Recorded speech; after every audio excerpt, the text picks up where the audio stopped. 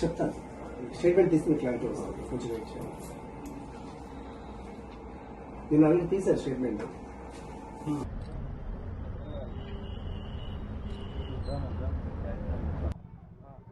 Okay అది ఇది ఇది కట్టనండి.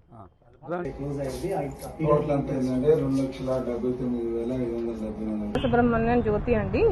నేను యాక్సిస్ బ్యాంక్లో నేను బంగారం పెట్టాను. 2024లో పెట్టానండి.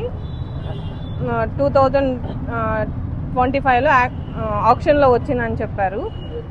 మేము అప్పుడు కలెక్ట్ చేసుకోలేకపోయాము. 26లో వచ్చేసరికి మా గోల్డ్ని తీసుకువెళ్ళి ఐఐఎఫ్ఎల్ బ్యాంక్లో ఫైనాన్షియల్లో పెట్టారు.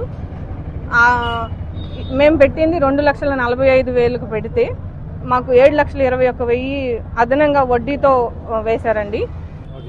మాకు ఎలాంటి ఇంటిమేట్ చేయలేదండి, నోటీస్ ఏమి ఇవ్వలేదు.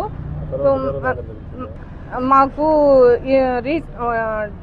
ఒక 10 days బిఫోర్ తెలిసిందండి. మేము వెళ్ళి ఫైండ్ అవుట్ చేసే వరకు మాకు ఎలాంటి ఇన్ఫర్మేషన్స్ ఇవ్వలేదు. మేము మా గోల్డ్ మేము కలెక్ట్ చేసుకోవడానికి వస్తే మమ్మల్ని ఇంకా భయపెట్టే విధంగా మాట్లాడారు. మేము మీడియా వారి సహకారంతో మేము మా గోల్డ్ని ఫైండ్ అవుట్ చేసుకొని మేము నీలం నాగేంద్రరావు గారు సహకారంతో మేము మా గోల్డ్ని మేము తీసుకున్నామండి.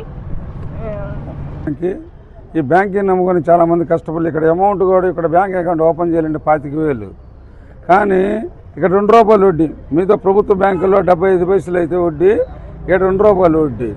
మేము బ్యాంకుని నమ్మి ఒక కస్టమరు బంగారాన్ని కుదవ పెడితే ఈ బ్యాంకు కస్టమర్కి తెలియకుండా, సంబంధం లేకుండా, నోటీస్ ఇవ్వకుండా, పత్రికా ప్రకటన ఇవ్వకుండా ఈ బంగారాన్ని తీసుకెళ్ళి IIFL Indian info finance limited ఒక దాంట్లో పెట్టారు.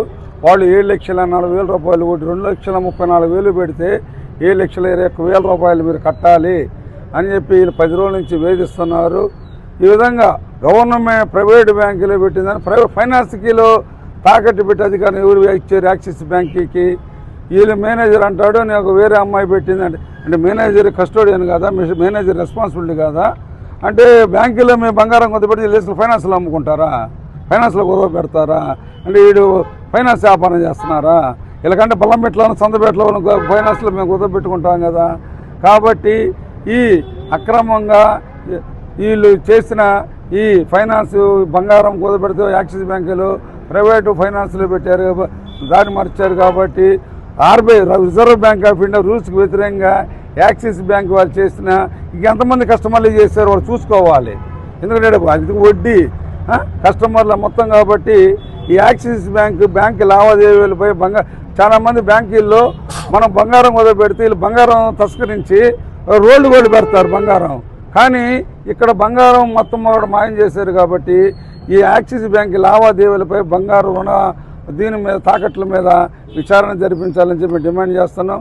అదేవిధంగా రిజర్వ్ బ్యాంక్ ఆఫ్ ఇండియా కూడా ఈ యాక్సిస్ బ్యాంక్ ఇలాంటి ప్రైవేటు బ్యాంకుల్లో ఈ విధంగా నమ్మి బంగారం పెట్టుకుంటే ఈ రుణగ్రహీతల్ని వీళ్ళ లబ్ధిదారుల్ని వేధిస్తూ మోసగిస్తున్న దాని మీద పోలీస్ కేసు నమోదు చేయాలని చెప్పి, అదేవిధంగా రేపు కలెక్టరేట్ ముందు కూడా ఆందోళన చేస్తామని యాక్సిస్ బ్యాంక్ మొత్తం కూడా బంగారు రుణాల మీద విచారణ జరిపించాలని, మోసం చేసిన వాళ్ళందరినీ కూడా చీటింగ్ కేసు కింద అరెస్ట్ చేయాలని మేము డిమాండ్ చేస్తున్నాం.